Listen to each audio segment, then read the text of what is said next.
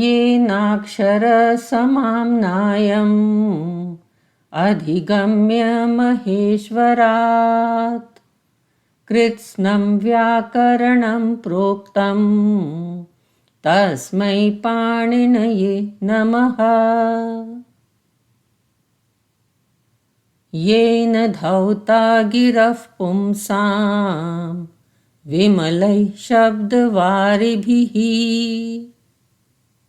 तमश्चाज्ञानजं भिन्नं तस्मै पाणिनये नमः।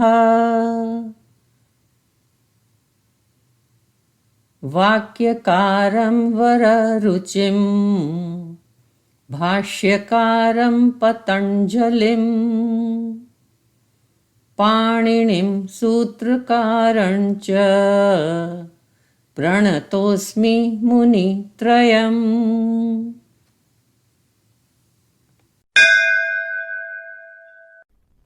अथ तृतीयोऽध्यायः। प्रथमः पादः। प्रत्ययः परश्च आद्युदात्तश्च अनुदात्तौ सुप्पितौ गुप्तिकिद्भ्यः सन् मान् बधदांशान्भ्यो दीर्घश्चाभ्यासस्य धातोः कर्मणः समानकर्तृकादिच्छायां वा सुप आत्मनः क्यच काम्यच्च उपमानादाचारे कर्तुः क्यंसलोपश्च भृशादिभ्यो भुव्यच्वेर्लोपश्च हलः लोहितादिडाज्भ्यः क्यश कष्टाय क्रमणे कर्मणो रोमन्थतपोभ्यां वर्तिचरोः बाष्पोष्मभ्यामुद्वमने शब्दवैरकलहाभ्रकण्वमेघेभ्यः करणे सुखादिभ्यः कर्तृवेदनायां नमो वरिवश्चित्रङः क्यच पुच्छभाण्डचीवराण्यङ् मुण्डमिश्रश्लक्ष्णलवणव्रतवस्त्रहलकलकृततूस्तेभ्यो णिच धातोरेकाचो हलादेः क्रिया समभिहारेयं नित्यं कौटिल्ये गतौ लुपसदचरजपजभदः दशगृभ्यो भावगर्हायाम् सत्यापपाशरूपवीणातूलश्लोकसेनालोमत्वच वर्मवर्णचूर्णचूरादिभ्यो णिच हेतुमति च कण्ड्वादिभ्यो यक् गुपूधूपविच्छिपणिपनिभ्य आयः ऋतेरीयं कमेर्णिङ् आयादय आर्धधातुके वा सनाद्यन्ताधातवः स्यतासीलृलुटोः सिब्बहुलं लेटि कास्प्रत्ययादाममन्त्रे लिटि इजादेश्च गुरुमतो नृच्छः दयायासश्च उषविदजागृभ्योऽन्यतरस्यां भीह्रीभ्रुहुवां श्लुवच्च क्रीञ्चानुप्रयुज्यते लिटि विदाङ्कुर्वन्वित्यन्यतरस्याम् अभ्युत्सादयां प्रजनयाञ्चिकयां रमयामकः पावयां क्रियाद्विदामक्रन्निति छन्दसि च्लिलुङि च्लेस्सि च शल इगुपधादनिटक्सः श्लिष आलिङ्गने न दृशः निःश्रिद्रुस्रुभ्यः कर्तरि चङ् विभाषाधेष्व्योः गुपेश्छन्दसि नो नयति ध्वनयत्येलयत्यर्दयतिभ्यः अस्यति वक्तिख्यातिभ्योऽङ्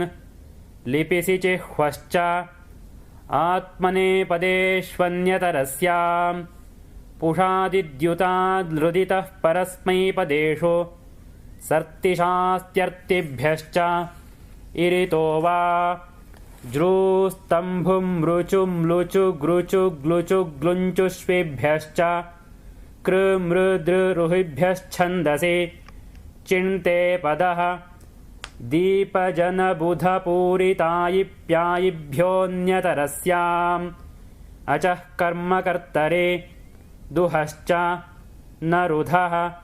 तपोनुतापे च चिन्भावकर्मणोः सार्वधातुके यक् कर्तरि शप् दिवादिभ्यश्चन् वाभ्राशभ्राशभ्रमुक्रमुक्लमुत्रसि त्रुटिलषः यसोऽनुपसर्गात्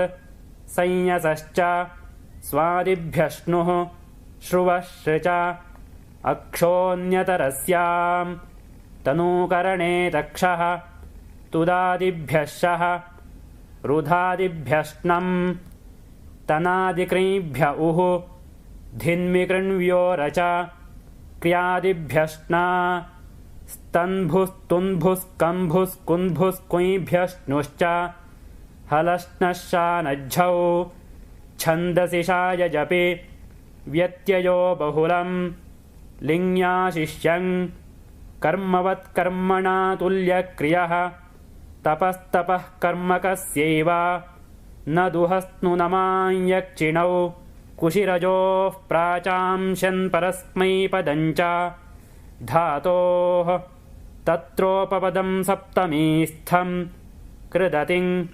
वासरूपो स्त्रियां कृत्याः तव्यत्तव्यानीयरः अचोयत्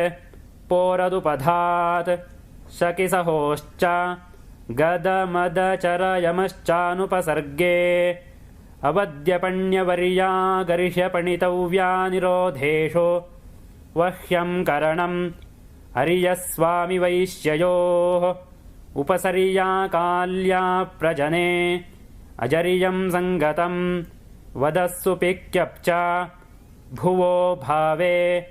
हनस्त च एतिस्तुषांस्वृदृजुषः क्यप् रुदुपधाच्चाकृपिश्रुतेः